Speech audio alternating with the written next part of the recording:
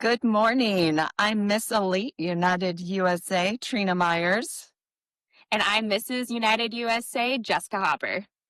and we are coming to you unscripted today.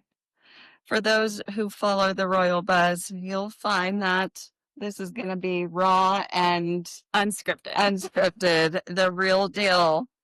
So, Jessica, Yes. we had our sister queens here over the weekend, and we had people coming from all over, including yourself. Where Yeah. did you come from? So I came from central Indiana. So it took us about an 8-hour drive to get here. And we're about to make that 8-hour drive again here in a few minutes, actually.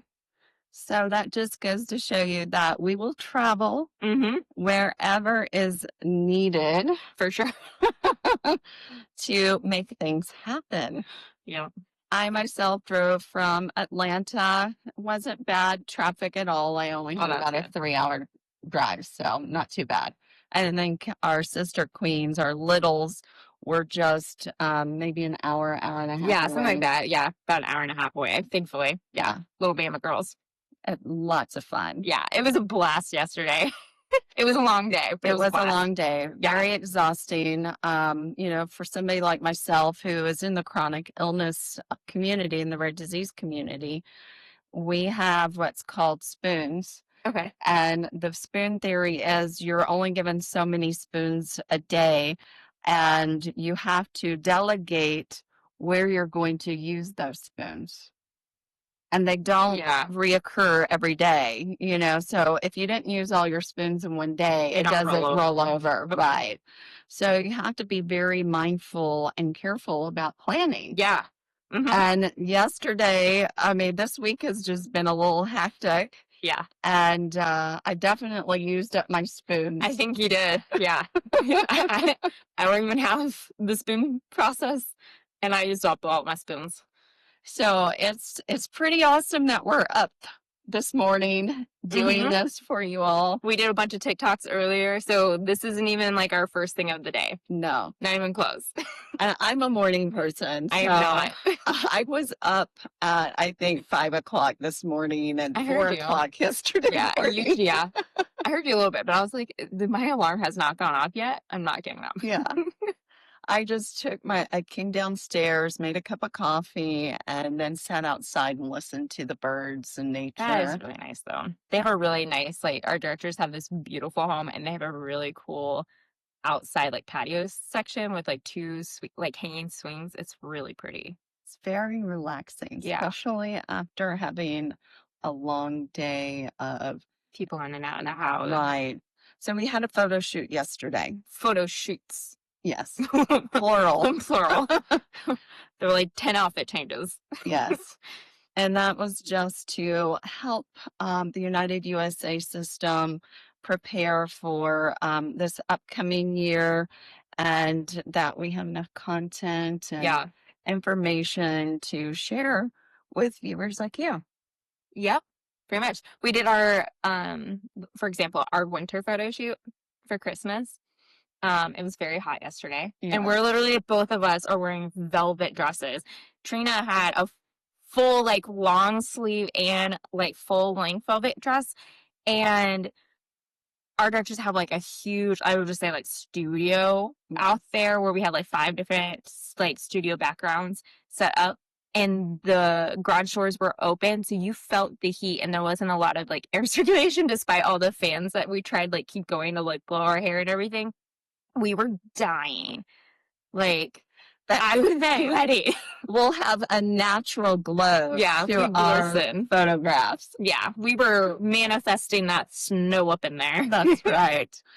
What was your favorite shoot out of all of the ones that we did yesterday? I don't want to steal Riley's answer from yesterday, but definitely the confetti one. Yeah. I just think it was fun. You're throwing confetti at us. We had people on each side of the backdrop throwing. We had people behind, we had 2 people behind, including my husband, dropping confetti as well. So we were just being bombarded with it for 2 to 3 minutes. Oh, if not longer. Yeah. Yeah. And we continued the process throwing it at each other after the photo shoot. Yeah. Because I know, It was a lot. I mean, we found it pieces throughout Oh, the there's some in the house. bathroom right now. I just found it. Like when I went to the restroom, I was like, there's literally some on the like bathroom counter. But for a mature title holder, it was a lot of fun. And when I say mature, I mean older. That's fair. And so it brought me back to my inner child. I love that though. And then we had children in it, so it was a lot of fun. It was so much fun. So there's a lot of fun that goes on behind the scenes here at United USA. Oh, a ton. So I guess in that regard, was that one your favorite then? I think that was my favorite. Yeah. I just think it was, I don't know, it was a fun bonding experience. It really was. We had, some other help in the background and, different comments. And I think we laughed quite a bit. We did. Yeah. It helps with Addison and Riley because they're two of our youngest title holders. Well, it's fun seeing their dynamic in general because they're very good friends as well. So having the four of us like hang out yesterday was, I don't know, it was a lot of fun. Like the different generations just like hanging out and like easy peasy. I mean, it is a sisterhood, but I don't know, it was just easy. It was relaxing, even though it wasn't chaotic. It was just busy. Yes. That was just the thing. We were like one thing after the other. So everything ran super smooth actually. But yeah, we were just go. But having like, I guess, all four of us together was just really nice. A time for us all to come together since nationals. So yeah, because I haven't seen Addison since nationals. Yeah. So it was really nice to rebond with them. And we had an amazing photographer, Jack Baines, who is so chill. He just made it so much easier. I've done photo shoots, and I know you've done a lot more photo shoots than I have. But pageant photo shoots, are different. They are different, but sometimes it can be stressful. Yeah. No, he was easy. Yeah. He just shot, and you had no idea he was taking photos. Yeah. It was just like, boop, boop, boop, boop. Yeah. I mean, obviously, if something went wrong, he would have told us. But Naomi's outside right now, literally looking at the proofs, and she's like, So I really think they turned out well. Yes. And we are part one of 2 series of a photo shoot. So we have our Universe sisters that weren't able to make it to this particular photo shoot. So they're going to have another opportunity to come in and get the similar experience that we did. Yeah, that'll be great. Yeah, so you'll get to see more later coming from them. Yes. And little behind the scenes snippets as well. Do we want to talk about the new thing in not the elephant, because there's little elephants in this room. Yeah, there's like elephants everywhere. Our director likes elephants. Her mother, I guess. Yeah, her mom, I think. And so there are hidden. They're hidden elephants throughout the house. But no, that is not what we're talking about. No. So we had these beautiful crowns that we were crowned with at nationals. And we had beautiful crowns from our state. Oh, I love our state as well. I think that was my favorite. It was. I mean, I love these, but the state crowns, it was my favorite state crown I think I've ever had. Until now. And now we have a new crown that is coming to crown. Well, we got to see them firsthand. Yeah. We were crowned, and we are going to have some more videos coming soon, so you can see the up and close of the new crown. It's pretty darn cool. Like there's a lot of symbolism in the new crown. Yeah. So as you can see behind us, the circle of diamonds. We have for the USA system, or United USA system, and then the Universe system. So one is looking in and the other one is reflecting out. And it's all about the sisterhood and supporting each other. And that is in the crown. Yeah. And then also there are some butterflies. And again, Legacy Maker Academy is one of our partners with the United USA system, and each one of us get to participate in the Legacy Maker Academy as part of our prize package. Yeah. And I actually went through the academy prior to competing as part of a state title holder before going to nationals. Yeah. And I know you haven't had an opportunity to go through it yet. But they did make my Legacy in the Making video for nationals, which was, I mean, they were amazing at it. They told my story extremely well, took my vision and ran with it in a way. Like I remember watching my video for the first time and cried before the judges saw it. And I was like, oh my goodness, like this is good. Now I can't cry because I'm about to go do evening gown on stage. But yeah, they did a phenomenal job. So I have experienced them in that capacity of how to tell a story and like using that voice in a really, really neat way. That's one of the things that I loved is, my legacy in the making is make rare visible. And it helped me define that voice and to tell the story of why it's so important to be an advocate for the rare disease community.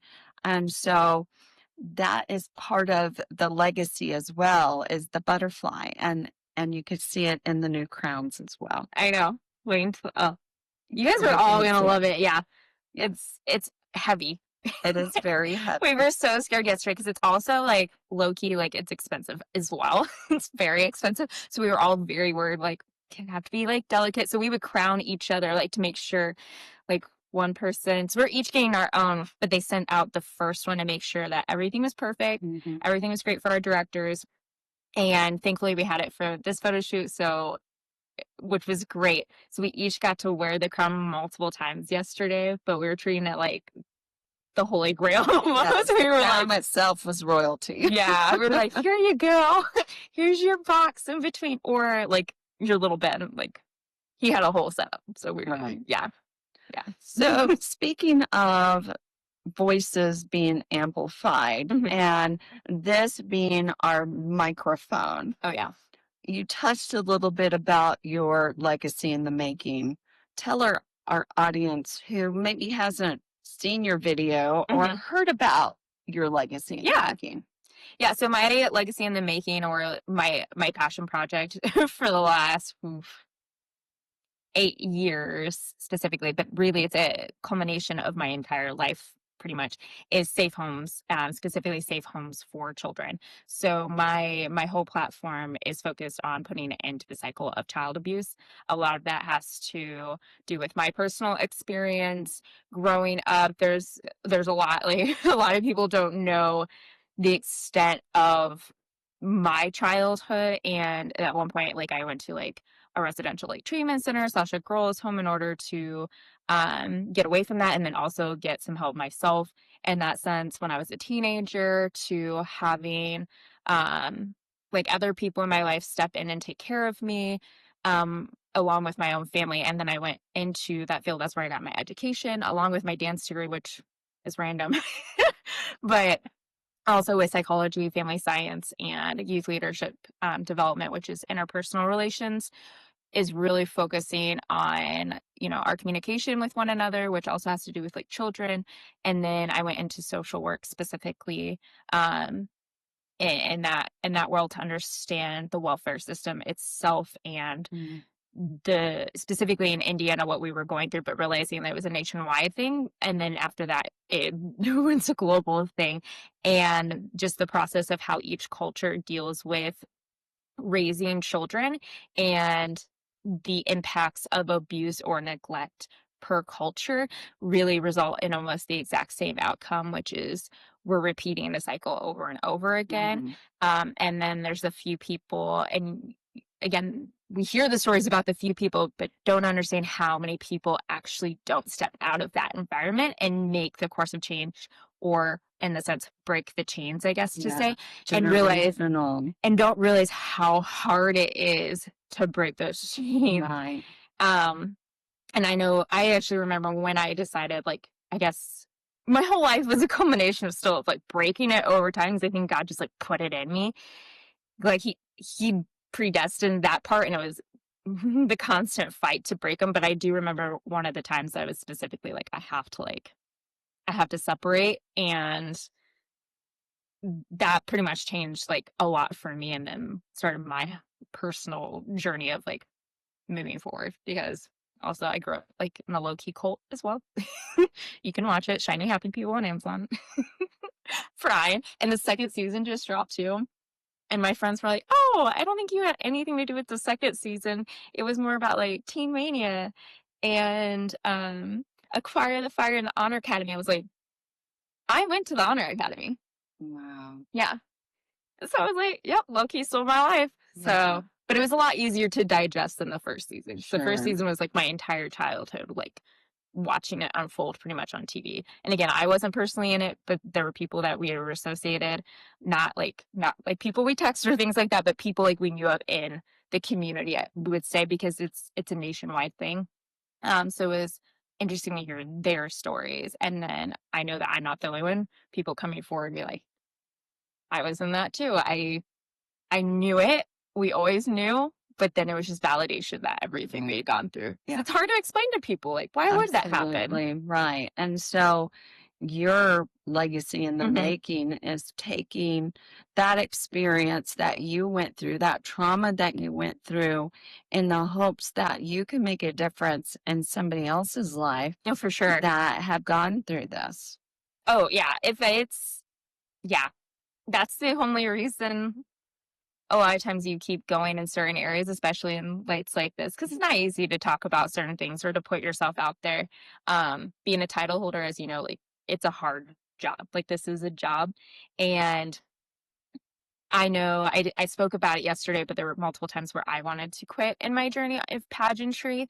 And thanks to foster kids or children who had heard my story, physically, again, God must have known about it, because whenever I felt like maybe it's time for me to retire, or time for me to step away, they would message me, and I would get random messages saying, thank you, or when we see people like you on that stage, it reminds us and pushes me. I remember one girl, like, it pushes me to know, like, I can do that. And seeing people like you on that stage means that people like us can be in places like that. Absolutely. So that changes everything, because really you're not, like, same for you. Like, you're not just doing it for you. You're doing it for other people who've seen the same struggle, been doing the same thing. And they don't know how to use their voice yet. They don't know what tool to use, because you don't always have to have a physical microphone in your hand to have your voice amplified.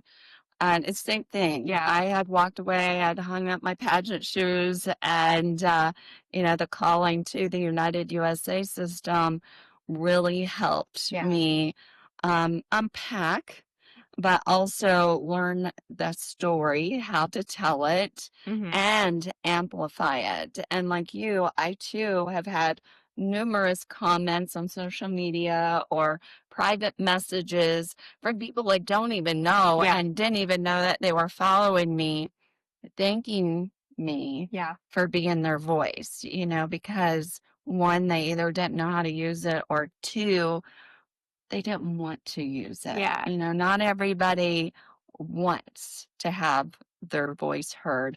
Even though they want to be heard, they just don't want to hear their own voice. Yeah. I think that's why some people relate, like, you're the voice for those individuals sometimes. So again, everyone has a space that they feel comfortable in, and that doesn't mean the space that they'll always stay in either. Right. Maybe like when they hear her voice over and over again, being the voice for them, it may give them the courage at some point to be impactful themselves in that capacity.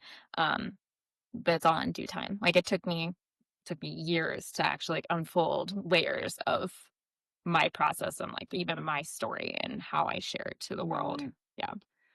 So the next question I have for you is, because you hung up your shoes like I did and you got the calling to compete in the United USA system, what drew you towards the system, and what has been your favorite highlight of the time that you have been a national title holder? Well, those are two different very questions. heavy loaded questions. So and for those, I didn't officially put up my shoes, because really I couldn't have, because I previously was Mrs. Ireland for Mrs. World, and I was looking at my next adventure, and but I didn't know it was United USA. The real answer to what took place was I had great success at Mrs. World. I have the pageant bug. I was ready to go. I've always known. I don't know if I'll ever be done with pageants. I'll probably be competing until like 60. Who knows? Like, I really just don't know. But I knew that there was something else out there for me, because I still felt like I didn't feel like I was being heard the way I wanted to be in a pageant system. And I've always thought about, like, even if I had to create my own, like, there has to be some place where I know my voice is heard, where I can be pretty. I can be a model. And I also still have a message that's extremely passionate to me, because my struggle with other systems where they would see, oh, like, my onstage presence would be good. And then that would be the focus. We're like, oh, yeah, we love your platform. But, you know, can we focus on this? And they didn't really care about what I had to say, because they wanted something that was marketable, which would be like my face or like taking photos. And for me, I really wanted people to see that full side, because I'm not just that. There's I wanted more to you. Yeah. And I think that's a lot of pageant girls.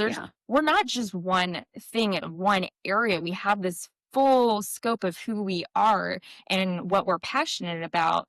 And so I actually saw a former title holder who's one of somebody I looked up to when I was a Miss, and she was a Mrs. who I looked up to, and she was the Mrs. United USA before me, and so was Brooke.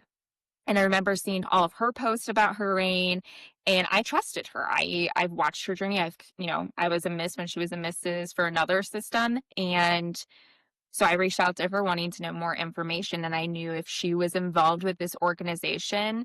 And then I started seeing other people I trusted in the industry, like you, like wanting to compete, and seeing like Victoria, and just seeing people I've known from other systems come over to this system spoke volumes to me. And then, of course, when I found out who the directors were, I'm like, like that was a game changer. But I didn't know who the directors were when I reached out to learn more.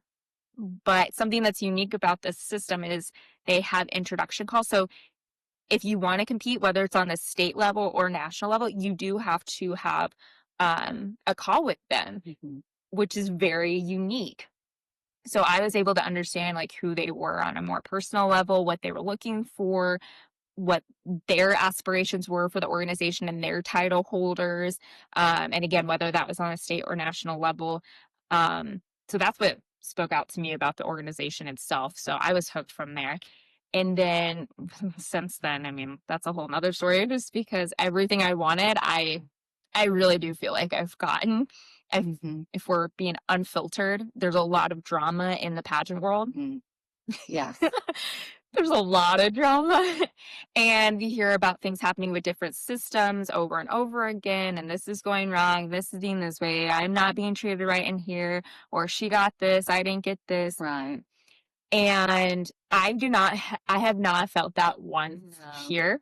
Very supportive system, not only from the directors, but amongst sisters, each other. Yeah. Oh yeah. And even as a state title holder, I'm saying this before we won too, it was very, very different. Again, like the support systems that you had. My reign has been so peaceful. It's been a lot of work, because people don't understand that. Even though it hasn't been dramatic and there's not chaos happening, which has allowed us to, I feel like, do more, because our focus is just like our platforms, our messages, getting our voices heard, being out in the communities, and we're like nonstop out. Like we've been to Cali, I've been all the way to New York. Trena goes everywhere as well, up, down, all around. Like we travel a ton, within the organization. But I feel like it has to do with the support systems we have.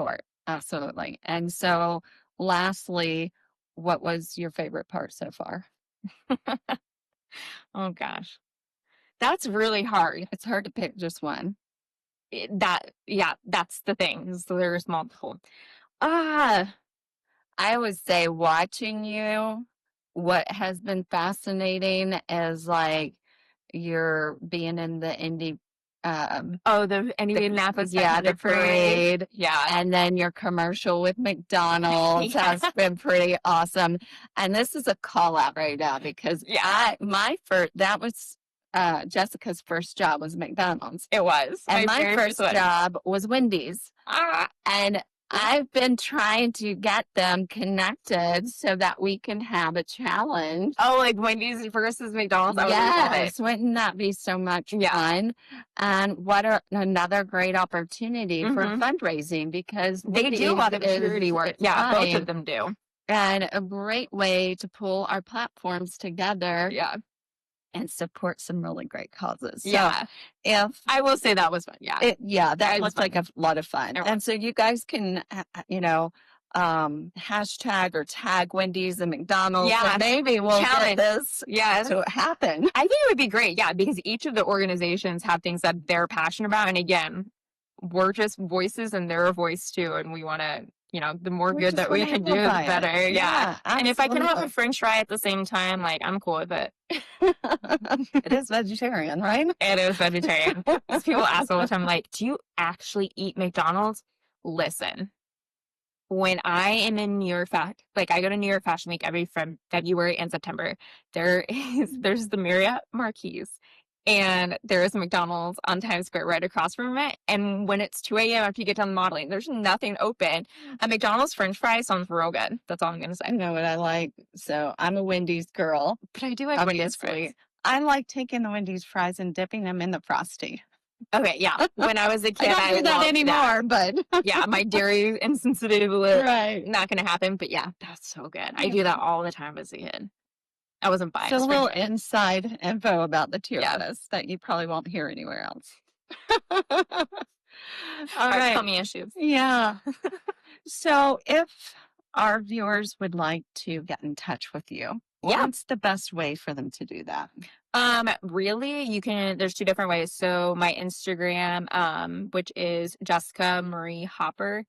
And then it's the same thing on TikTok. And then my actual website is missjessicamarie.com. And my email is just jessica@missjessicamarie.com. So pretty simple and easy. It's pretty much my name. And obviously you can also follow the Mrs. Yes, Mrs. United USA, of course. And then the USA National Pageant pages as well. Absolutely. So we're all connected there. Right. And mine is also Miss Elite United USA on both Facebook and Instagram. I can also be found at the Zebra Queen on Instagram. I love it.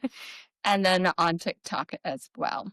So we would love to have you follow us on this journey. And, if you have any questions, that's the best way to reach us and ask away. Yeah. And hoping we're going to be giving up our crowns soon. And I'm excited to see who's going to get them. So who knows? It might be one of you as well. And you might have this awesome opportunity to amplify your voice or learn how to amplify your voice because there's a whole support system ready to be here for you. And the next system or the next pageant that's coming up is the Midwest pageant. If you are a Midwest girl, right now I believe it's Missouri, Illinois, Indiana, and Minnesota. I think Michigan might be in there. However, if you are in the Midwest, please reach out and show interest, even if you are part of a state that we didn't mention, because there could still be opportunity for you to go to the Midwest pageant and be a part of that competition. We also have the cover model competition happening right now too. I think it ends at the end of August. That's another way that you could enter with some photos. And I know the overall winner will get an appointed title, and then they will go to nationals for free. So that'll be cool. And the entry fee is very affordable. Yeah, I don't even remember how much it was. It was like $25 or $35. $25. Yeah. So, that's like 2 Starbucks. Come on. Exactly. So, and who doesn't want to be Miss Photogenic? Yeah. Right? Yeah. The cover model on point. Absolutely. Yeah. Well, thank you all for tuning in on this unfiltered, raw podcast video of Mrs. United USA and Miss Elite United USA. It has been a pleasure. As always, we love talking to each other. Yes. And who knows, maybe you'll see or hear more of us in the near future. I hope so. That'd be great. Have a great day.